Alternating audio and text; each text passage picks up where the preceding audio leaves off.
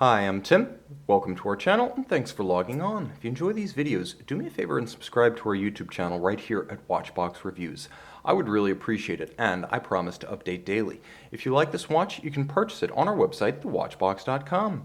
And today we are discussing a G-Series circa 2010 Rolex Oyster Perpetual Datejust, the traditional 36mm size and what Rolex calls white Rollosaur, a white gold, or I should say 18 karat gray gold fluted bezel with a 904L stainless steel Rolex case and Jubilee bracelet.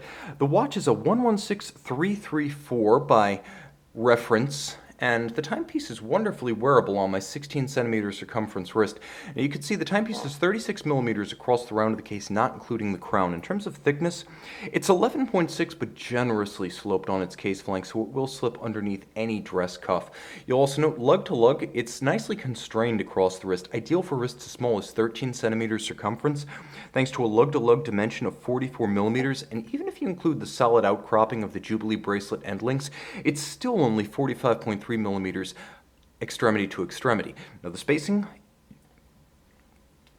is a standard Rolex 20 millimeters, and you will find that this is one of the few Rolex timepieces you will not regret fitting to a strap. This is one of the few modern Rolex watches that does look as natural on a strap as it does on Rolex's own bracelet. So don't be afraid.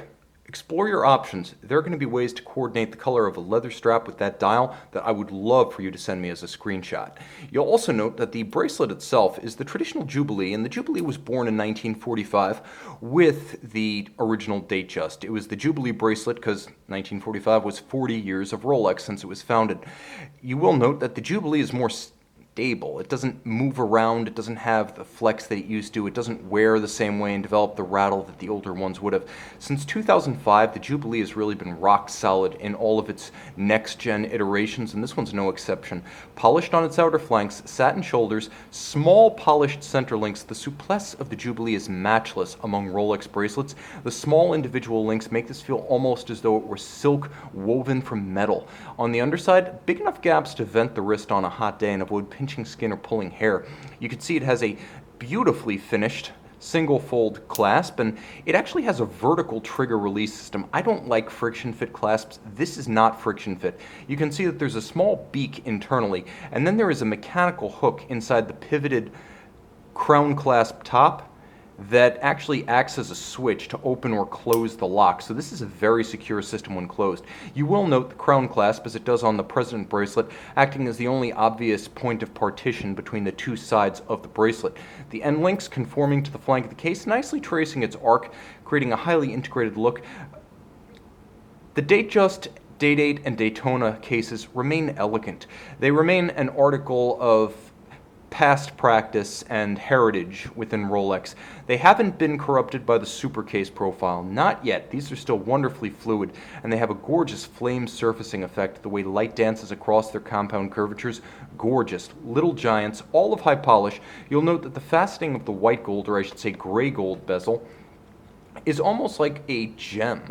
It's almost like a cut gem, and I call this gray gold because it's white gold all the way through. Conventional white gold is milky yellow and needs to be rhodium plated to achieve its silvery shine. Gray gold, which is a little bit more expensive to create, and Rolex creates its own in-house, is straight through white. So if you scratch it or scuff it, there's more white metal underneath. It never needs to be replated. Moving inboard, you can see that the dial features white gold hands, Rolex coronet, as well as stylized Roman numerals.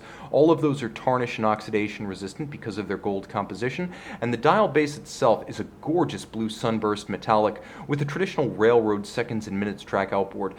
You'll note that there is a Cyclops eye magnifier, and you can see the date, which is always just. That is, it jumps at exactly 12 midnight. The magnifier helping you to read it at a glance. Underneath the screwed-in satin and polished oyster caseback, Rolex manufacturer caliber 3135, full free-sprung balance with a complete balance bridge offering shock resistance, those two features, a overcoil hairspring, to allow concentric beating in any position with respect to gravity. That's how the watch manages to achieve its COSC chronometer certification, and it is a COSC certified Swiss chronometer. 100 meters water resistant thanks to that oyster caseback and screw down twin lock crown. The 48-hour power reserve is sufficient for daily use and set it and forget it reliable. Bidirectional winding for that 48-hour power reserve, 31 joules. There is a hacking or stop seconds function and a quick set for the date. You can see and you can purchase this handsome white Rolex Rolex 116334 Datejust 36 on Jubilee bracelet. Make it yours on the watch box.